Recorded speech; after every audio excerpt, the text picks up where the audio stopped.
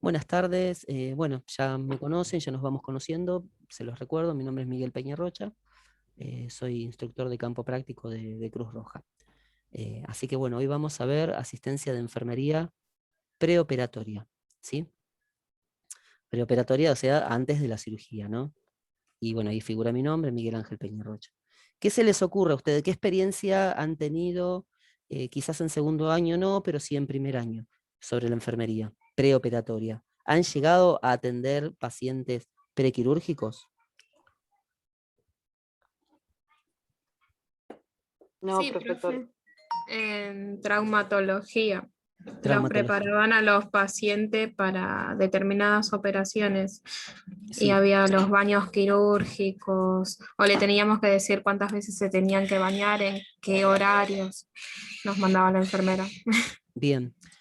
Pasa que sí, con esto de que han tenido un segundo año, quizás no lo han tenido dentro de lo que es el hospital, sí lo han tenido como lo estamos teniendo ahora, seguramente, con clases por Zoom, con distintas actividades. Pero bueno, yo hago un poco como que les pido un poco que hagan memoria de lo que vieron en el primer año. Que si bien en el primer año uno dice, no, primer año, profesores, higiene, confort, signos vitales y ya está, pero seguramente han visto algo, si no es tan pensado, tan fundamentado en lo que es la práctica o lo que es el pensamiento de lo que es un tercer año, porque ustedes en primer año es como que es todo nuevo. Entraron al hospital y se vieron con que habían un millón de cosas, pero ustedes solo estaban muy limitadas o limitados en lo que tenían que hacer. Por eso la idea es que de a poquito recordemos un poco lo que ustedes vieron y nosotros vayamos progresando en lo que tendríamos que estar viendo este año, ¿sí? Ahí bueno, su compañera estaba hablando que habían visto un poco lo que era el baño, la higiene y confort, pero el baño prequirúrgico sobre todo aparece, ¿no? ¿Cómo lo manejaban? ¿Se acuerdan un poco los que lo vieron? ¿El baño prequirúrgico se hacía con algún líquido, con algo especial? Sí, profe, era con un líquido antiséptico, ¿puede ser? Claro, No, exactamente, sí, sí, sí, Con no, exactamente. un baño con clorixidina sí. en Claro, algunos. bien Nadia, ahí es el baño prequirúrgico. Perfecto. Ese se lo hace en el mismo hospital o clínica, bueno, donde está internado, en el caso nuestro hospital, porque vamos a hospitales públicos. Bien, se hace antes de la cirugía. ¿Y qué otra cosa aparte del baño? El baño es una parte, sí, está bien. ¿Y algo más que se les ocurra a ustedes? Después lo vamos a ir viendo igual con el transcurso de la clase. Y se le toma los signos vitales, si tiene fiebre, se toma la TA, Bien, electrocardiograma, si tiene sí, estudios anteriores. bien. Eso de los estudios anteriores me gusta resaltarlo porque son los estudios prequirúrgicos. ¿Qué se les ocurre que entrarían de esos estudios en esos estudios prequirúrgicos? En electro, profe, Bien, electro, electrocardiograma. ¿sí? ¿Qué El más? estudio de coagulación, puede ser. Bien, ¿cómo se llama el estudio de coagulación?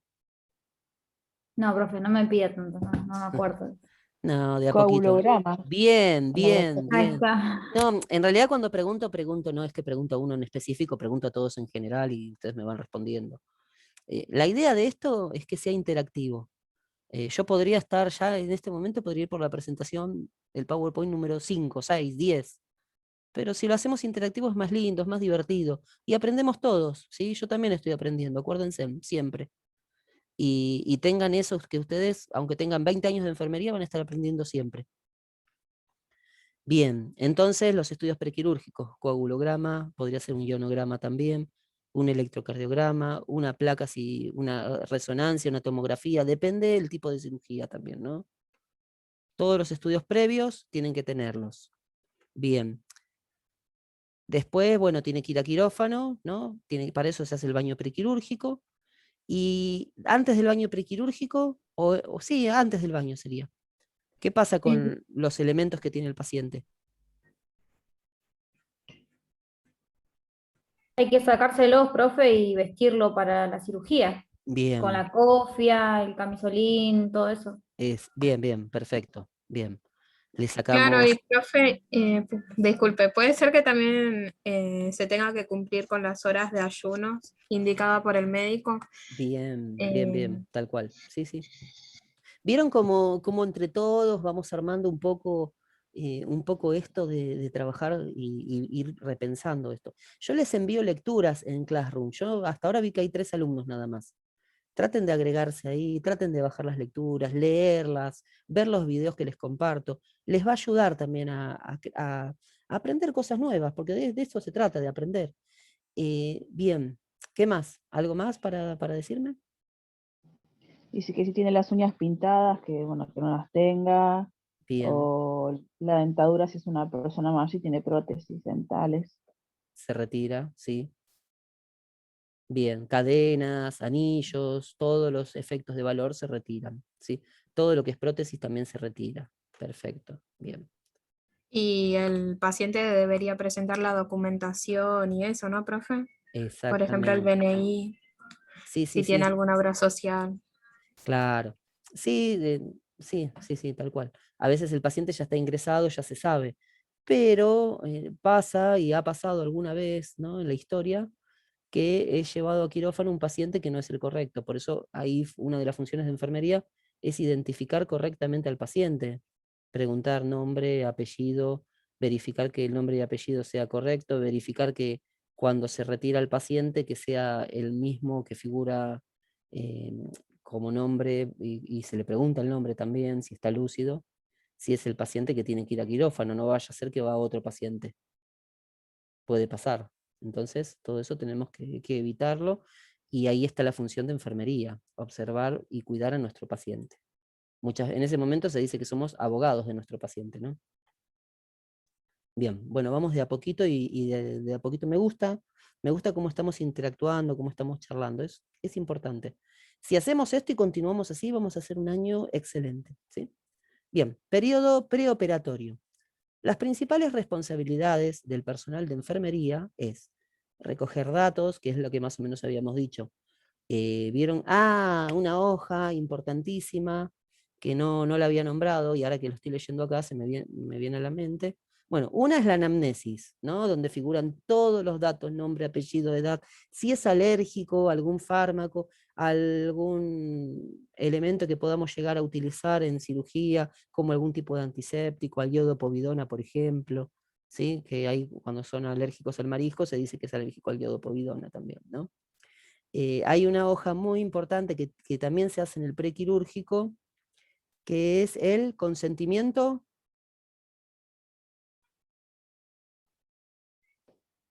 informado. Escrito. Consentimiento Informado. informado. ¿Qué es el consentimiento informado? ¿Lo han visto en legales? Legales tienen este año, ¿no?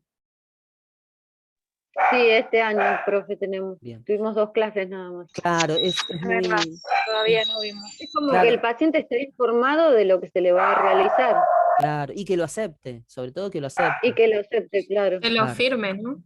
Sí, por eso él cuando lo firma está dando una aceptación de que se va a hacer una cirugía, de que, perdón, de que esta cirugía implica riesgos también, porque toda cirugía, por más menor que uno diga es una cirugía menor, también hay riesgo, siempre hay riesgo de vida. Entonces, tenemos que asegurarnos de que el paciente acepte ese riesgo, ¿sí? Profe, y si no está Profe, ¿lo lúcido, puede algún informar familiar? un familiar? Eso iba a preguntar.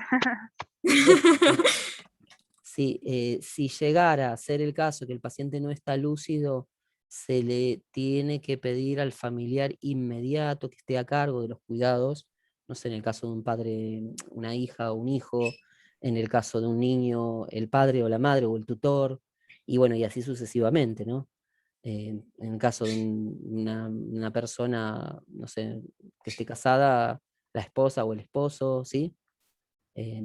Siempre un grado de parentesco tiene que tener para aceptar el procedimiento quirúrgico al que vaya a ser expuesta la persona, ¿sí? Bien, ahora bien, pregunto, ¿le damos el papel este, tiene que firmar acá y ya está, o qué hacemos?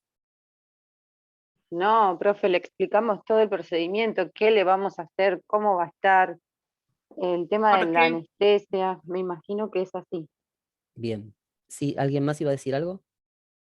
Sí, profe, el por qué la cirugía, para qué es necesario. Bien. Bien, a lo que yo apuntaba igual, está todo bien lo que dijeron, no está mal. Lo que sí yo apuntaba al consentimiento informado, porque es ese papel que le damos firme acá y ya está. Que muchas veces se hace así, pero no es lo correcto. Ahí lo que tenemos que hacer es darle al paciente para que lo lea, lo entienda y después de leerlo lo firme. El tema es que no todo el mundo tiene, o no sé, o no tiene buena vista, o tiene algún problema en la lectura o en la comprensión, porque si a nosotros que somos, bueno, ustedes que son estudiantes de enfermería, que ya se están por recibir, hoy les dan un consentimiento informado de una cirugía, ¿ustedes lo leen y lo entienden todo? No, No, obvio que no, profe. Bueno, quizás yo tampoco, con años de enfermero, de docente, quizás tampoco. Pero bueno, ahí está otra de las actividades de enfermería que tenemos que cumplir como enfermeros y enfermeras, es esa, leer al paciente el texto y explicarle. O si vemos que es medianamente competente como para realizar una lectura y poder llegar a entenderlo, tenemos que, una vez termina de leer, tenemos que decir, ¿entendió todo? ¿Tiene alguna duda? Siempre tenemos que ofrecer al paciente esa posibilidad de que se saque sus dudas, que entre en confianza con nosotros, ¿sí? Nosotros somos como el abogado, el protector del paciente, nosotros tenemos que darle la explicación de todo, ¿sí? Somos la cara visible.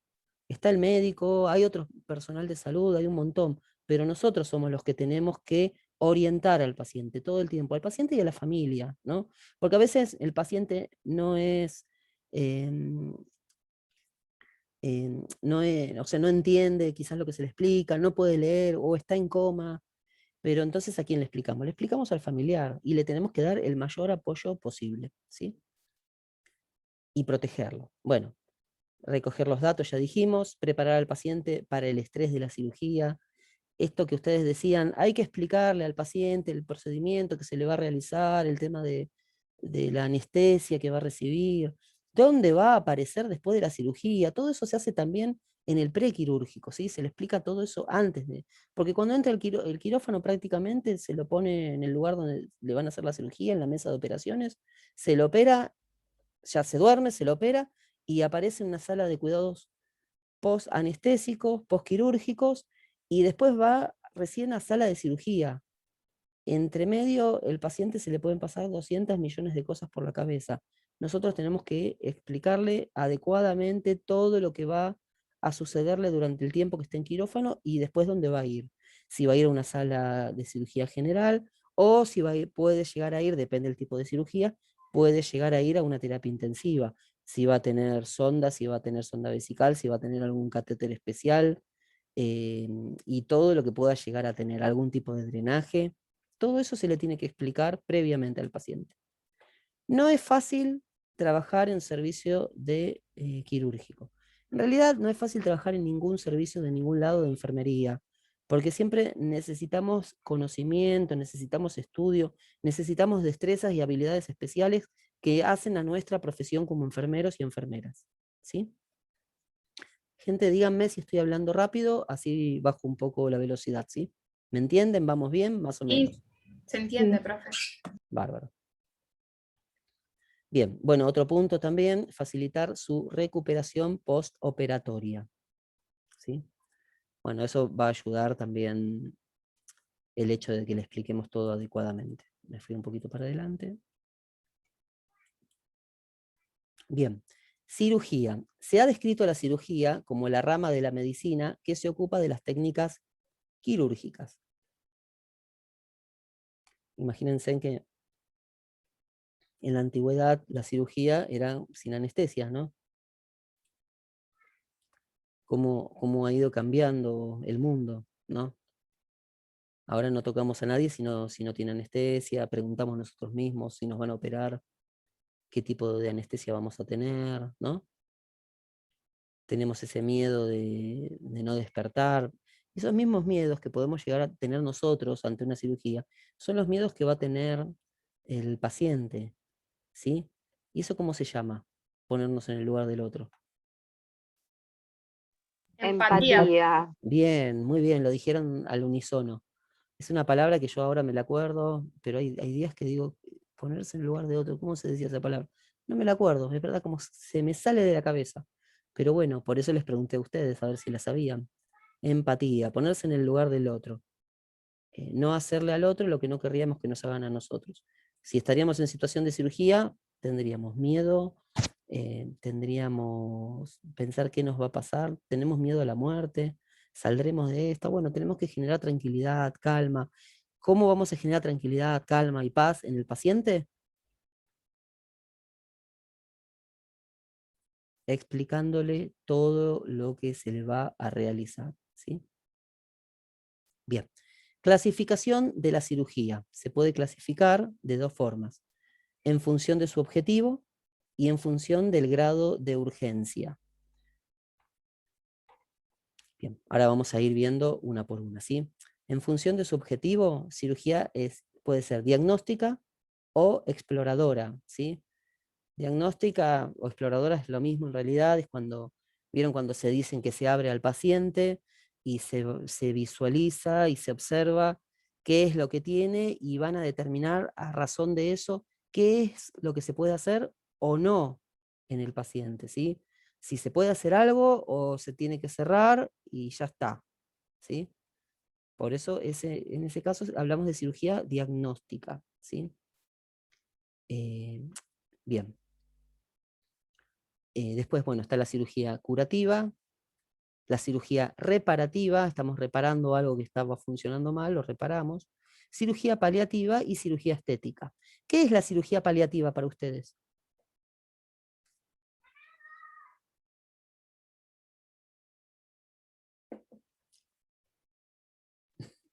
No ¿Sintieron? sé, no Cirugía se de me estética, viene a la profe. cabeza nada.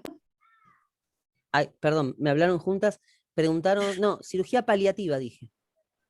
Ah, son No, los cuidados profe. paliativos como por ejemplo si es algún cáncer o una enfermedad terminal. Bien. Y entonces yo creo que va por ahí, pero no sé. Sí, sí, sí, sí. Profe, ¿es una cirugía para darle una mejor calidad de vida a la persona?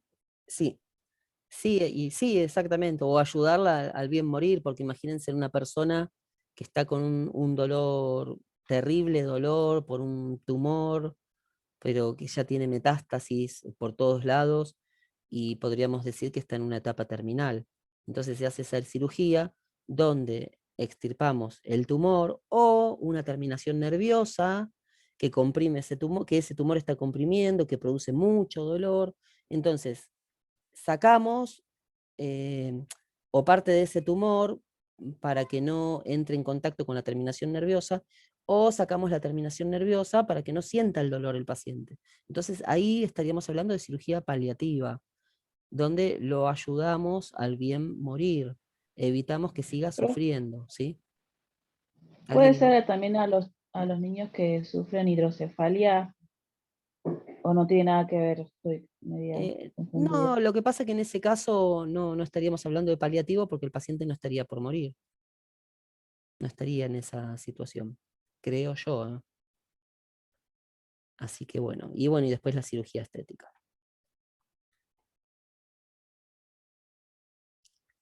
Vamos con la cirugía diagnóstica, se realiza para determinar el origen de los síntomas o la extensión de una enfermedad, biopsia o laparoscopía diagnóstica también, ¿sí?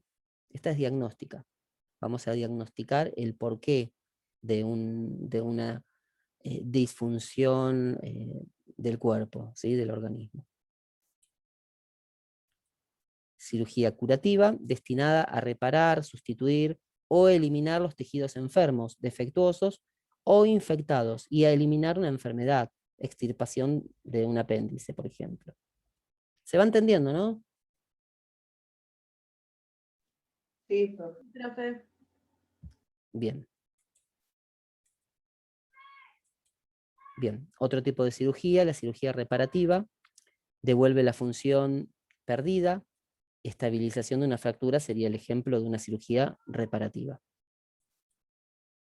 Cirugía paliativa.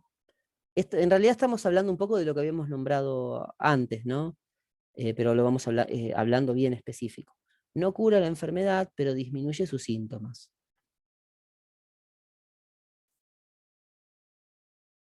Cirugía estética se realiza para conservar o mejorar el aspecto.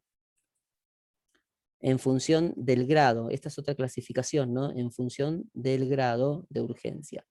Puede ser cirugía opcional, se puede hacer o no hacer. Cirugía programada es cuando no es que aparece el paciente de golpe en una guardia con un dolor agudo, en fosa ilíaca derecha, bueno, con fiebre, ya estaríamos hablando prácticamente de una apendicitis o una sospecha de apendicitis, ¿no? O sea, esta es una cirugía programada, se hace con tiempo, con mucho tiempo, es decir, que tenemos tiempo para hacerle los estudios prequirúrgicos, un montón de tiempo, vamos a decir. Cirugía de urgencia, esa ya es como un poco más rápida la situación, está en riesgo la vida, pero tenemos un poco de tiempo. Y la cirugía de emergencia, ya prácticamente no hay tiempo, entra el paciente y prácticamente tiene que ir a quirófano, ¿sí? Estos pacientes los recibimos muchas veces en guardia.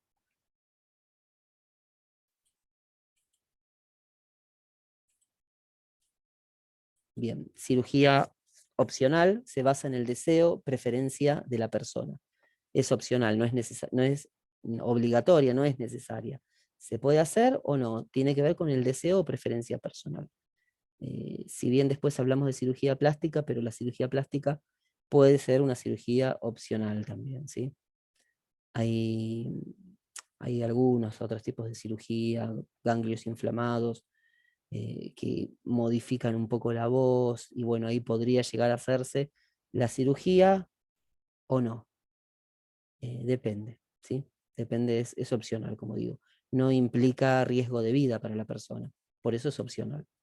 Cirugía programada, su retraso no es peligroso y puede programarse de acuerdo con las conveniencias del paciente y del cirujano. ¿Vieron este tipo de cirugías cuando hay otras intervenciones que requieren uso de un equipo médico, equipo de enfermería, eh, anestesista? Es un equipo especial y resulta que se va a hacer una cirugía programada, pero ingresa un paciente con una cirugía de urgencia o emergencia, bueno, se le da prioridad a la de urgencia y emergencia. Entonces la cirugía que es programada se puede reprogramar para un tiempo más adelante, dándole prioridad a las cirugías de urgencia y de emergencia. ¿Vamos bien? Eso sería, profe, si, por ejemplo, uno tiene una úlcera y le programan la cirugía para dentro de 15 días o un mes más o menos. Sí, sí, sí. ¿No? Sí. O imagínense en un caso de una catástrofe, ustedes van por una cirugía programada y en la catástrofe se necesita un montón de cirujanos, un montón de enfermeros, un montón de anestesistas, un montón de instrumentadores quirúrgicos, y va a tener prioridad la urgencia y la emergencia. Y la cirugía programada se lleva más adelante, ¿sí? Claro. Es como ahora en el caso de la pandemia esta que estamos viviendo, ¿no?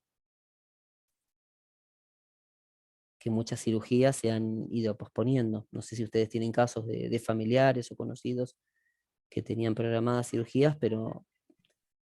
Sí, profe. Por ejemplo, la señora se tiene que operar de la rodilla y la posponen desde el año pasado. Claro. Y bueno, sigue igual. Y ahora la iban a realizar, pero como otra vez rebrotó el coronavirus y demás, entonces ya la cancelaron otra vez. Claro, sí, sí, sí.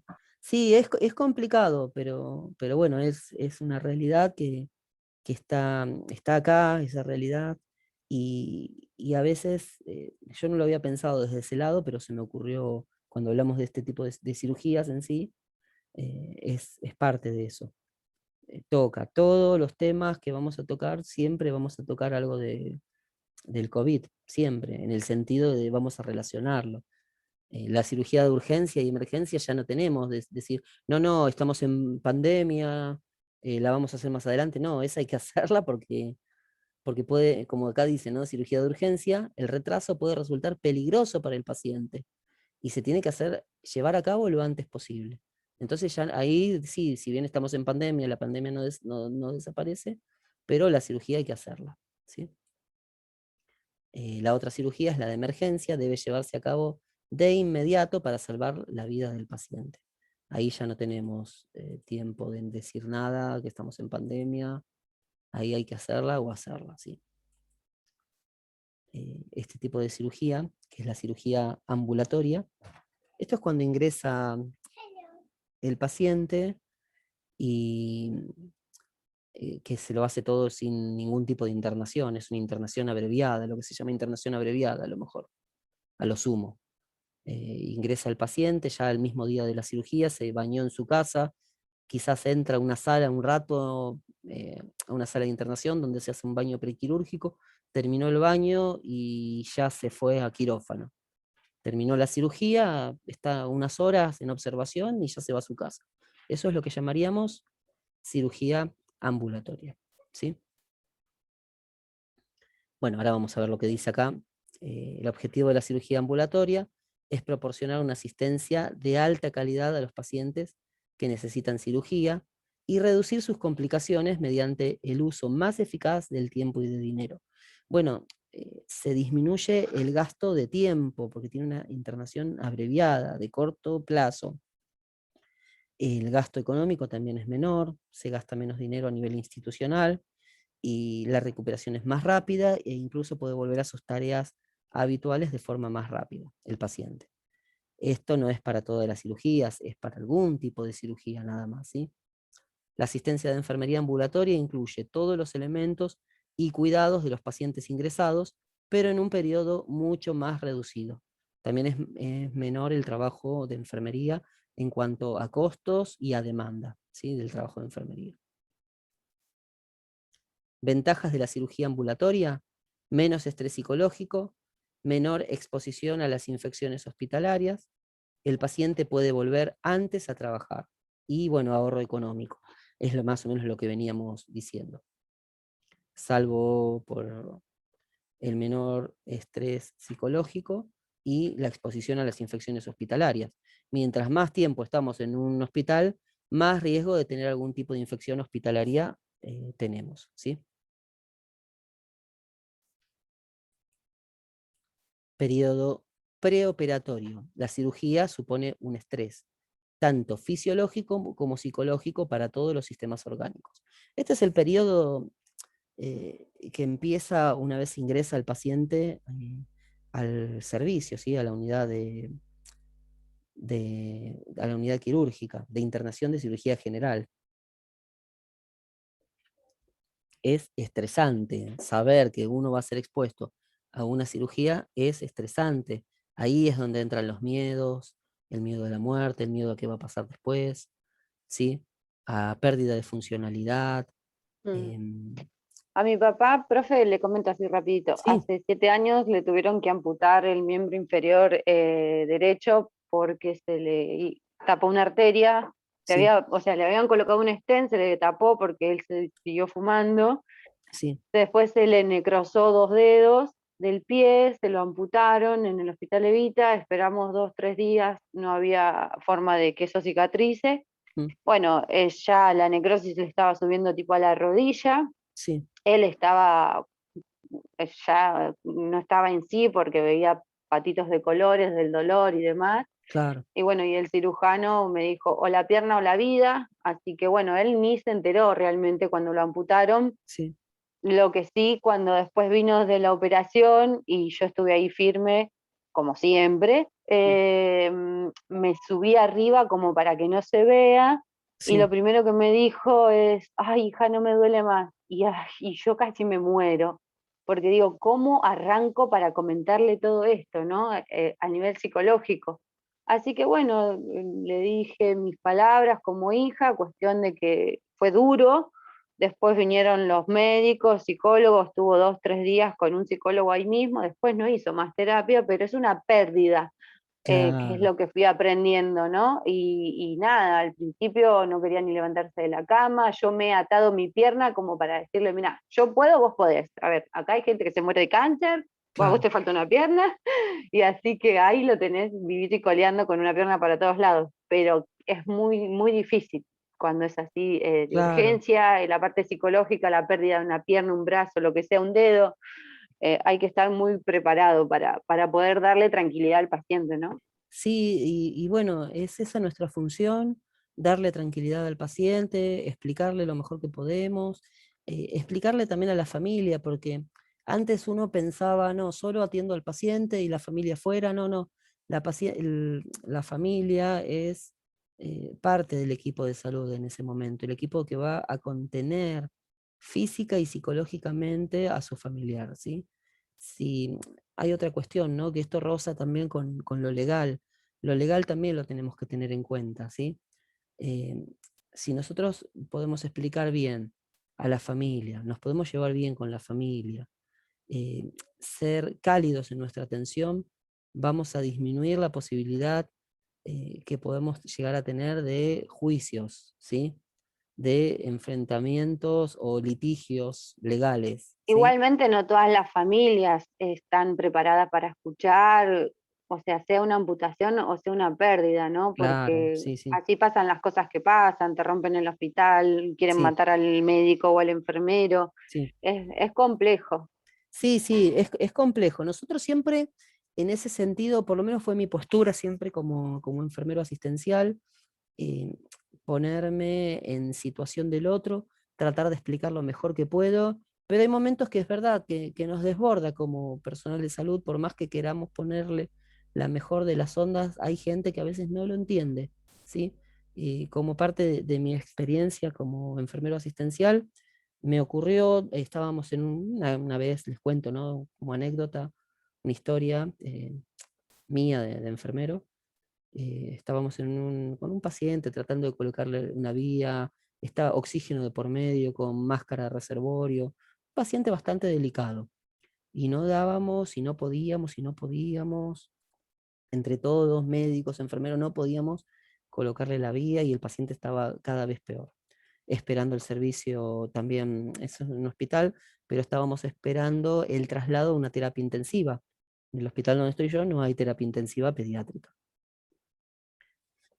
Bueno, resumidas cuentas, en un momento tengo que salir a buscar, no me acuerdo qué elemento que necesitábamos, y teníamos encima una sala de internación, y una de las mamás me dice, tráeme la leche que necesito para, bueno, espere mamá un momento, estamos con una emergencia, espera un rato, yo termino la emergencia, y me ordeno y yo le traigo, era una mamadera para darle la leche al bebé. Bueno, en otro momento cuando salgo de ahí, fue terrible, casi me pega. La agarraron las médicas, la sostuvieron a la mamá para que no me pegue, y me tiró una balanza encima. O sea, imagínense la situación, ¿no? Donde es verdad, la gente muchas veces no entiende, y no entienden cuando el que está necesitando quizás es otro y no su familia, y a su familia en ese momento no se le puede atender. Y no estábamos hablando de que no se le puede atender en una emergencia o en una urgencia, no se le puede atender en que está llorando y no le puedo dar una mamadera ahora. Es difícil, es muy difícil lidiar con la familia. Y bueno, los servicios de pediatría es doblemente difícil porque el que está ahí es el familiar y el familiar está todo el tiempo, ¿sí? ¿Algo más para decir?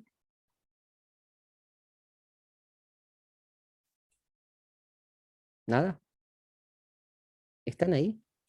De mi parte Sí. no, profe. Bien. Sí, estamos. Ya empezaba la sesión de espiritismo prácticamente. Bien, respuesta fisiológica a la cirugía. Durante la duración y magnitud de la respuesta fisiológica depende de la extensión de la lesión, de las enfermedades preexistentes del paciente, si tiene infecciones, si ya tomaba medicación, si estaba mal alimentado, el tipo de anestesia, el estado psicológico, todo eso va a influir en la respuesta a la cirugía, ¿sí? La mala alimentación o desnutrición implica que las heridas tardan en cicatrizar, ¿sí? El estado psicológico también va a influir negativamente si tiene alguna alteración psicológica, puede no colaborar con el tratamiento posterior a la cirugía, puede sacarse tubos, puede sacarse drenajes, puede sacarse vías, puede sacarse catéteres, ¿sí? Y a veces tiene que estar Mi papá sedado. cuando lo trajeron de cirugía también estaba intratable, o sea, el tipo quería levantarse e ir al baño, o sea, así Claro. literalmente. Sí, sí, Pero sí. imposible, o sea, ¿cómo vas a ir si no podés? Te falta una pierna, era todo nuevo para todos. Claro. Y bueno, romper ese hielo de como hija también, ¿no? De ponerle el papagayo, y Sí, él que no quería, le digo, mira papá, conocí tantas, esta es familiar, déjame que te ayude, ¿viste? claro, sí. Y así empezamos a romper un montón de cosas del cuerpo de él como papá y yo como hija, y hoy es la luz de mis ojos y él también, ¿no? Claro. No, no, es que es difícil. Cuando nosotros estamos acostumbrados a tratar pacientes, yo no sé si ustedes están fuera de lo que es la práctica, si están haciendo trabajo de enfermería o no. Cuéntenme a ver un poco eso Sí, que también. profe, Sí, yo lo hago con internación domiciliaria. sí. Tengo pacientes. Así Bueno, que es importante que hablen de lo que les pasa también en su práctica, en su trabajo, más que práctica, sí, en su sí, trabajo. profe. Yo, por ejemplo, en mi caso particular, me enseña una chica que es enfermera. Sí, Entonces, ella me muestra o cómo se realiza o qué tengo que hacer. Pero igual, aplicaciones todavía no apliqué. bien, Solo higiene y confort.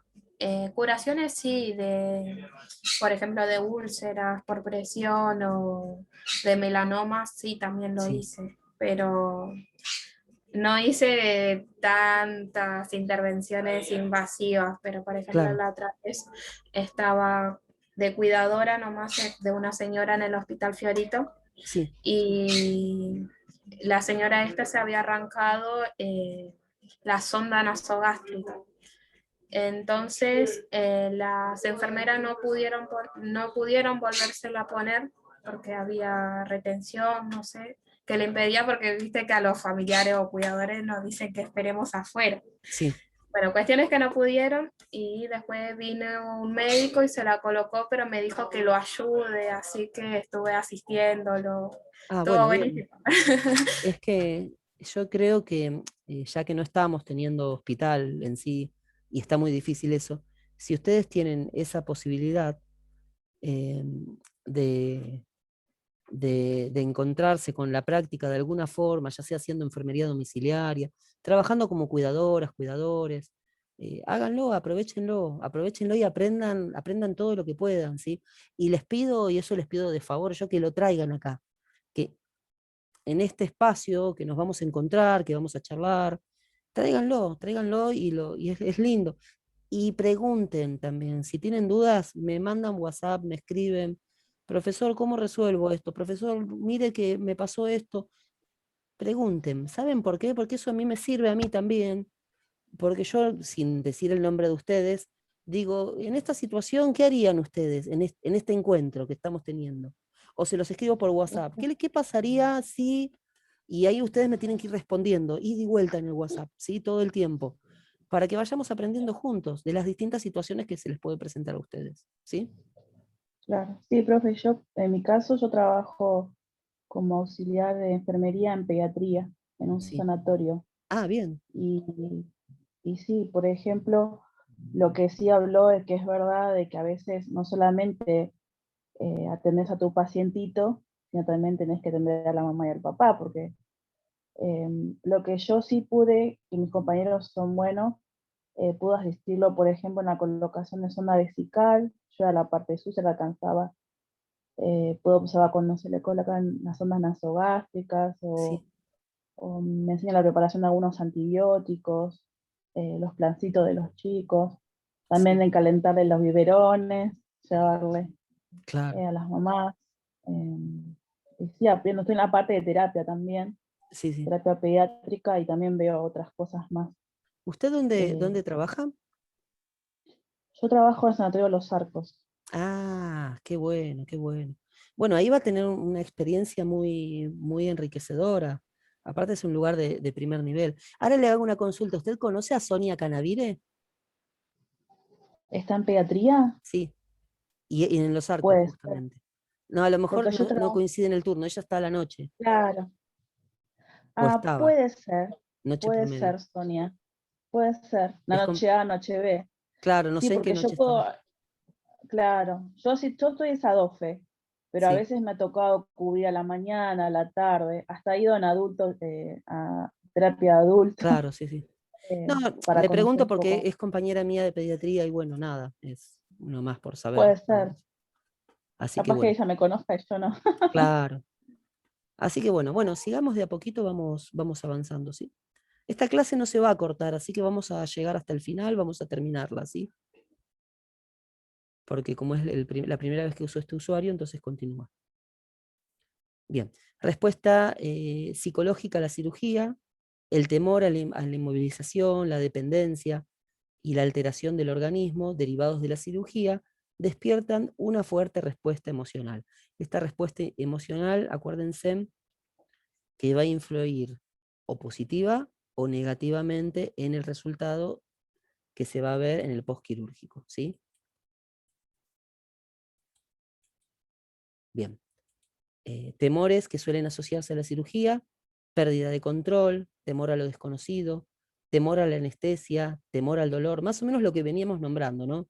Temor a la muerte, temor a la separación del grupo, a las alteraciones de los patrones de vida y a la mutilación, ¿sí?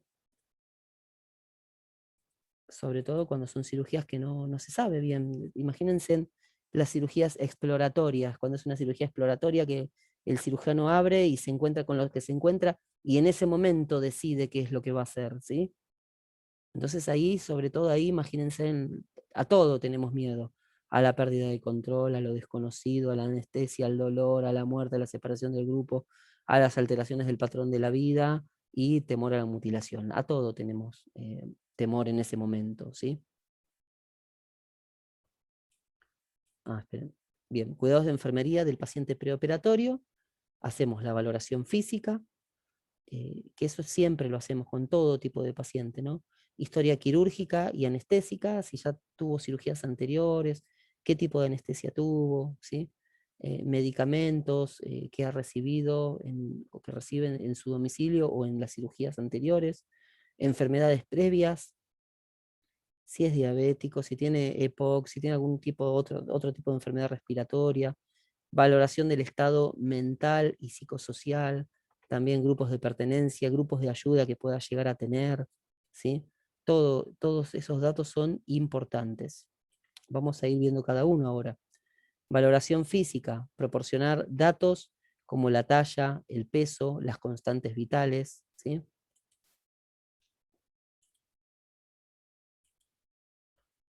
Bien, historia quirúrgica y anestésica. Si el sujeto ya ha sufrido intervenciones quirúrgicas, deberá documentarse la fecha, es decir, cuándo se hizo la cirugía, el tipo de intervención y la razón de las mismas. También presencia o ausencia de complicaciones tienen que ser señaladas, ¿sí? Sobre todo las que tienen que ver con la anestesia. ¿Ha tenido una complicación por un tipo de anestesia? Hay que señalarlo, hay que marcarlo, ¿sí? Por ejemplo, sueño prolongado, el paciente no se despierta enseguida y tarda en despertarse, ¿sí? Eso es importante. Medicación, debe documentarse la medicación que recibe el paciente y si tiene alergias y sensibilidades a algún tipo de fármaco.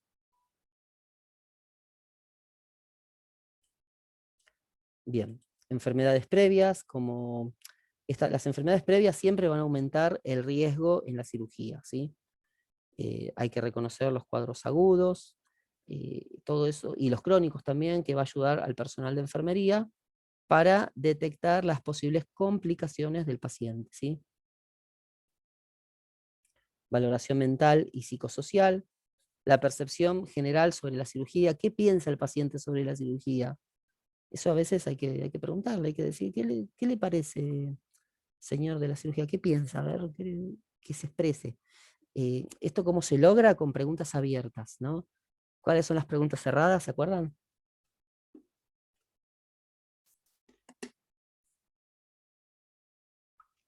¿Tiene miedo? Sí. ¿Se entiende? Esas son las preguntas cerradas. profe. Entonces, en ese momento tenemos que darle la posibilidad de que se explaye el paciente, ¿sí? Por eso le brindamos, hacemos preguntas abiertas, ¿sí? Bueno, entonces las percepciones generales sobre la cirugía, los procesos sensoriales y de pensamiento, todo eso, cuando el paciente habla, vamos a evaluarlo, a valorarlo, ¿sí? Bueno, la atención, la concentración, actitud y motivación, el nivel de ansiedad y temor, a veces no lo expresan, a veces es tarea o función de enfermería detectar, ¿no? Si el nivel de temor, ¿sí?, del paciente, el nivel de ansiedad. No, yo no tengo miedo, no, ¿qué voy a tener miedo? Y ya como lo estoy diciendo yo, parece que tenga miedo. Bien, la autoestima, el concepto de sí mismo, el apoyo de las personas allegadas. ¿Tiene grupos de apoyo? Sí, no. ¿Podemos ayudar a generar grupos de apoyo? Es importantísimo, porque el paciente después de una cirugía va a salir, depende del tipo de cirugía, dependiente del cuidado de otras personas, de la ayuda de otras personas. Va a necesitar grupos de apoyo. Esos grupos de apoyo, llámese familia, llámese grupos religiosos, ¿sí? Y tenemos que ser conscientes de si tiene esos grupos de apoyo. Si no los tiene, hay que buscar la forma de generarlos. Ahí entraría un poco lo que es la enfermería de atención social, ¿sí? Hay una enfermería de atención social que se encarga de estos casos. También, bueno, está lo que acá conocemos como asistencia social, ¿sí? O seguridad social también llamada. Todo eso hay que pensarlo, ¿no? Una persona en situación de calle, le sacan, no sé, tienen que amputarle las 2 piernas a una persona en situación de calle. Y después, ¿a dónde va? ¿Sin 2 piernas a la calle? Obviamente que se observa la situación, si amerita hacer esa cirugía o no, porque implica, si no se hace, implica riesgo de vida, ¿sí? Pero bueno, hay que buscar la forma de que tenga algún lugar donde pueda ir, que ya no sea la calle, ¿sí? Algún lugar donde cuiden personas, que sea del Estado, todo depende de la situación de la persona, ¿sí? O si tiene obra social, también habría que tramitar algún tipo de cuidado. Bien, la valoración era lo primero, dentro del diagnóstico de enfermería, después tenemos la planificación y la ejecución. A ver, esperen, ¿eh? Bien. Tenemos que, bueno, ver la nutrición, la eliminación, la higiene, los objetos de valor y prótesis, medicación, preparación psicológica del paciente, instrucción, asistencia respiratoria, cambios de postura. Todo eso lo vamos a ir viendo de a poquito, ¿sí? Nutrición. Anestesia local o sin anestesia puede tomar, o sea, cuando la anestesia es local o no tiene anestesia, puede tomar un desayuno ligero o líquidos claros en el día, líquidos claros como agua, ¿no? Algún tecito. Anestesia, cuando va a ser anestesia general, no puede comer ni beber desde la medianoche anterior. De este modo se reduce el mínimo riesgo de aspiración del contenido gástrico hacia los pulmones durante la anestesia. Pero bueno, esto igual depende muchas veces de la indicación médica, 8 horas de ayuno, 12 horas, 24 horas de ayuno, depende del tipo de cirugía, ¿no? Eliminación. Los sujetos de atención, o sea, los pacientes, deben vaciar sus vejigas antes del traslado a quirófano. Se evita con ello la distensión vesical o la incontinencia durante la anestesia y la cirugía, ensuciando un lugar estéril, ¿sí? Higiene. Los objetivos de la preparación cutánea son eliminar la suciedad y los microorganismos de la piel. Eso es lo que hacemos con el baño prequirúrgico. Eliminamos la suciedad y los microorganismos de la piel. Si quieren ir comentando algo, diciendo algo, me van parando y me lo dicen, ¿sí? Lo charlamos. Objetos de valor y prótesis.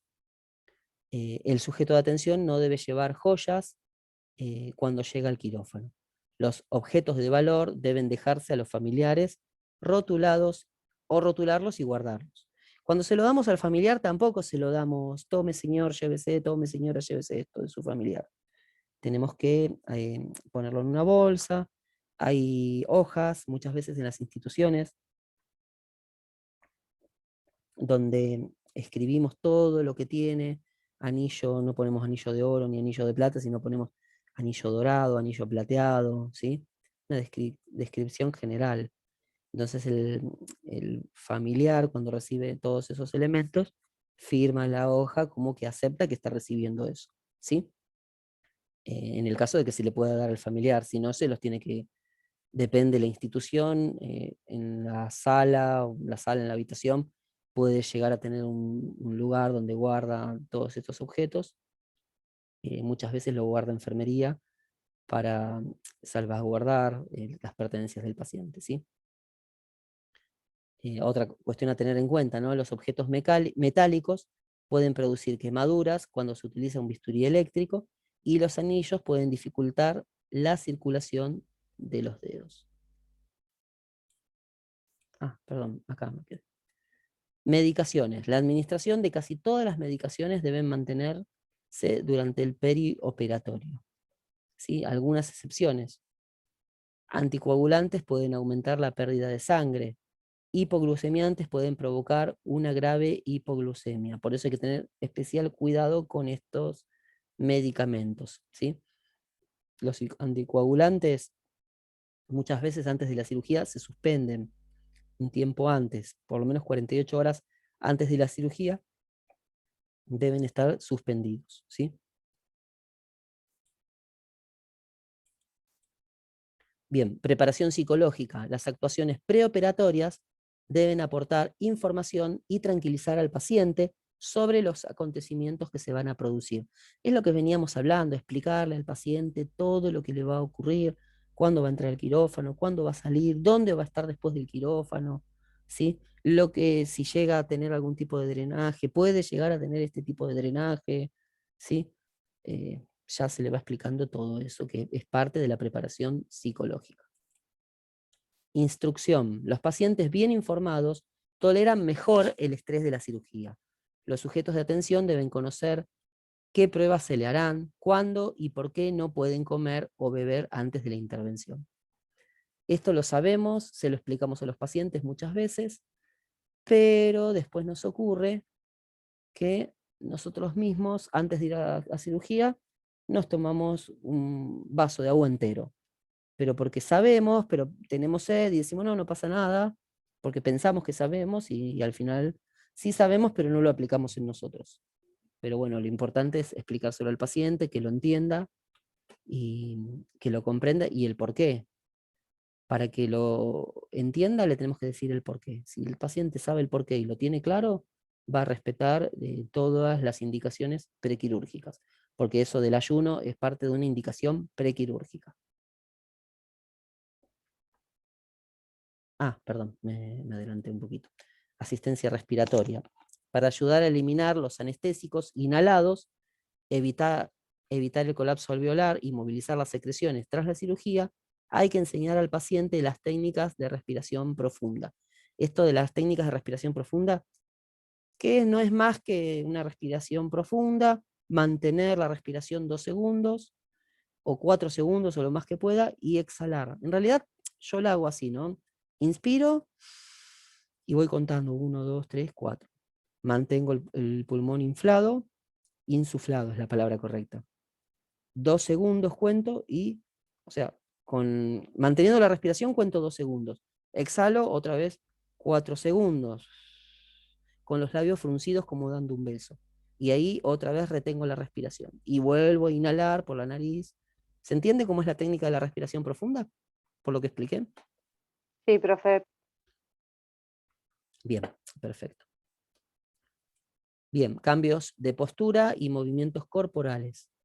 Para prevenir el éxtasis venoso y mejorar el tono muscular, la circulación y la función respiratoria, es necesario enseñar y estimular el movimiento del paciente, rotarlo cada 2 horas, flexionar y extender extremidades, realizar rotación de las articulaciones. Todo esto es lo que son ejercicios activos, ¿sí? Cualquier paciente que tiene que estar postrado en la cama tiene que realizar ejercicios activos. Si es un paciente que no está lúcido, que está en estado de coma, lo que hacemos son ejercicios pasivos. Todo esto mismo lo rotamos nosotros cada 2 horas, flexionamos y extendemos las extremidades, realizamos la rotación de las articulaciones, todo eso lo hacemos nosotros, ¿sí?